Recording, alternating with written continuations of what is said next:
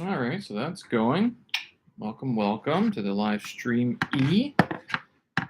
For those of you wondering what I'm using for lighting, I got the house lights there, and then the this P1 vlogger. All right, SSAB starts now.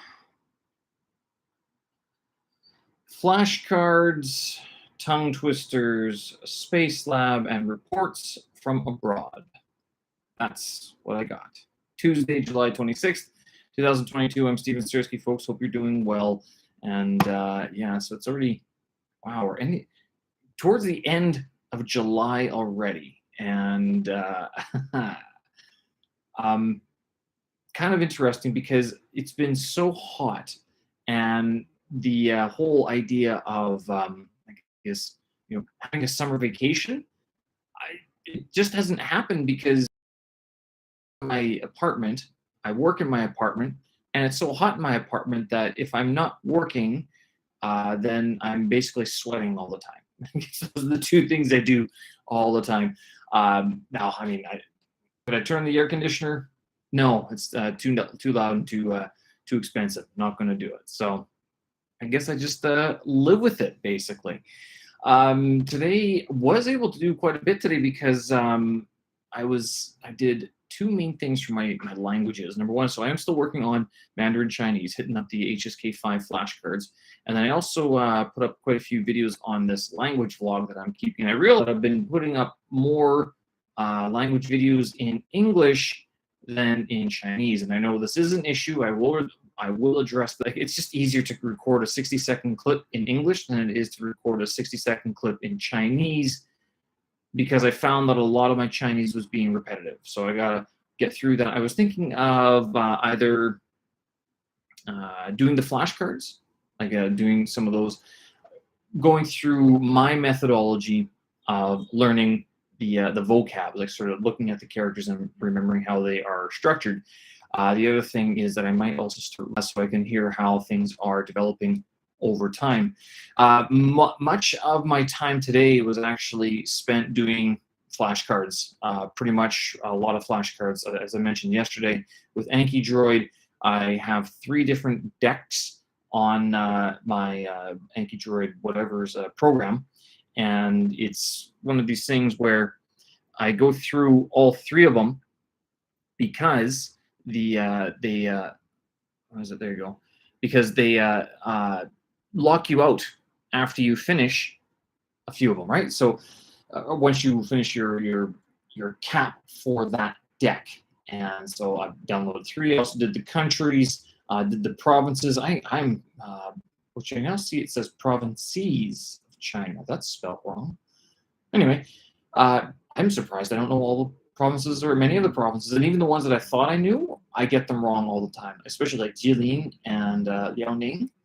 Heilongjiang is easy to find. Okay, that one's the easy one. But which one's Jilin and which one's Liaoning? I know all you folks out there who travel with me are like, but that one's over there. Double check just to make sure you're okay, right? So yeah, I did that, and then again, focusing on the characters very slowly. And I was also the guy who left China a month ago already. So that if I keep on going. Every time I look at the flashcards, I think I'm doing okay, but then I go sit down and read something. I'm like, I don't know what these words mean. Like, what the hell? Like that rating section is like, what are all these ones? I don't remember what they are, so I don't know where I'm forgetting exactly. But I know I do want to keep on hitting through all the flashcards and using the 3 or 4 different methodologies or the different decks that I have. Hopefully, I mean, it should work, right? Something's got to stick. These videos up on my language blog, I have resisted joining TikTok. I might lose that battle only because I see with YouTube the shorts that are being created. I create 1-minute shorts on there. And yesterday and today, and even Saturday, I focused mostly on English learners. So Saturday was, oh goodness, it was pronunciation, I think. Oh goodness, I forget already. Yesterday was, oh God, goodness, I've forgotten already the videos I've made. Today I was doing tongue twisters. Saturday was language learning tips. That's what it was. And today was tongue twisters, where I did like things like how much wood could a woodchuck chuck. And uh, I know we as English teachers like to teach these things with the idea that they are good for pronunciation, but I would actually argue that they're not very good for pronunciation unless you have chosen tongue twisters that are specific to a certain phoneme or pronunciation issue. So the one that came up was thinking thin thoughts. There's one like that where you can practice your th or s pronunciations. If you take it slowly, or use them as sort of warm-ups or a class ending, something like that. It wouldn't be something where you are focusing on how to do tongue twisters. Maybe just something for fun. But yeah, it's not. I don't know whether or not they're actually useful for learning a language and pronunciation. 50-50 on that one. So I did that today. I did 4 tongue twisters, and I did another little explanatory video. So I posted that all up on my language vlog. I'm still thinking about I just haven't got around to doing it. Creating this new channel for sort of my more creative works, and I kind of wonder how this is going to work, because on YouTube, so far I have 2 channels: language vlog channel, which is dedicated to language learning. So this third channel, what this would be, is sort of like all the creative work that isn't travel based necessarily. It can have travel elements, but it wouldn't be what my original account was for, which was like just posting all like the raw video files and stuff like that. More like a backup, like a cloud backup of my travel, like the better looking videos, rather than trying to make them look any one way. So I think this new channel will actually change that, and it would just allow me to purge some of the ideas so that I have in my mind. And I'm thinking specifically, I've been doing these time lapses of my bike rides. And in the morning, I went for another bike ride this morning, an hour long.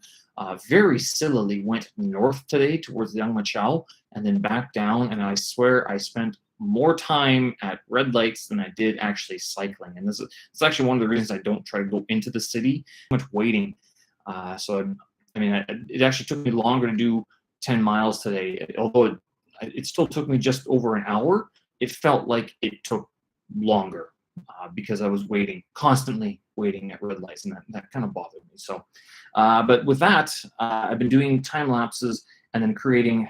I've been very lazy and just been creating beatboxing soundtracks for them, which I will play one for them, one for you later in the week, and then that way, I was going to put them all up, and then this new channel would be dedicated to things like that, with the more creative works that aren't so raw. These would be like the sort of a bit more polished.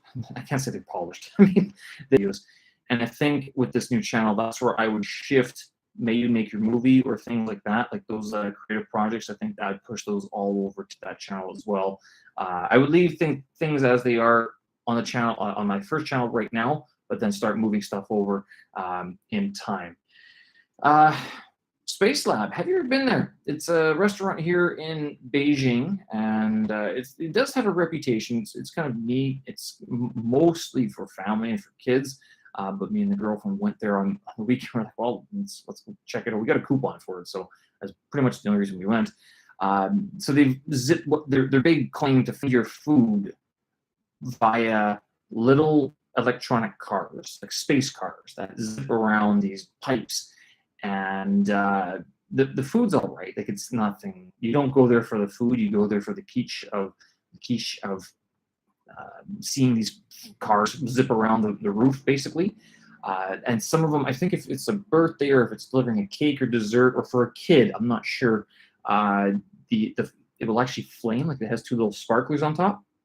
And so this car is ripping down or flying across the rails, and they have these flames coming out the top of it. So it's kind of neat. I thought it was kind of to one table over, and I'll skip ours, go to the next one. Oh, I see. Wait a minute, sir. I have this wrong. It's not because it was skipping it.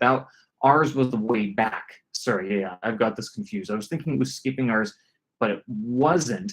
It was a one-way track, right? So that makes sense because they couldn't jump over each other, which this was the funny part. So it zips past our spiral, goes down the next tables, zips by them, doesn't stop, and stops in front of us. Now, if you don't pick up your food in time and the next car comes down, it just hits the next one. It just hits the one that's parked there waiting for you to pick up the food. Actually, if you picked up the food but you haven't pressed the little red button to send the car back, it just smacks into the other car. And you're like, why would you program it that way? Don't you? This restaurant's been around for a while. It started in Shanghai. You're doing a lot of stuff, right? So that was my constant comedy of seeing, because it actually wasn't our table it wasn't us. It was the other table that it was confusing because there was 3 tables all around, and I mean, or vice versa. So yeah. Anyway, would I go back? Not entirely sure. It was good for the one-time event. I could say I've been there. The food was all right. A lot of mayonnaise on the burgers, to tell you the truth.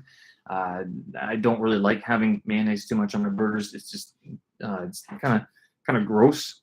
Too much. It almost feels like you're drinking the burger rather than you're eating it, sort of thing. But yeah. So Space Lab. If you've been, let me know. I mean, did you guys enjoy it? Did you go with a family? If you go with a family or like nieces and nephews, I think it'd be pretty cool. But if you, I mean, reports from Slovenia and Georgia. So at the beginning there, you heard Owen Johnston. He's now comfortably ensconced, or at least he's in Slovenia.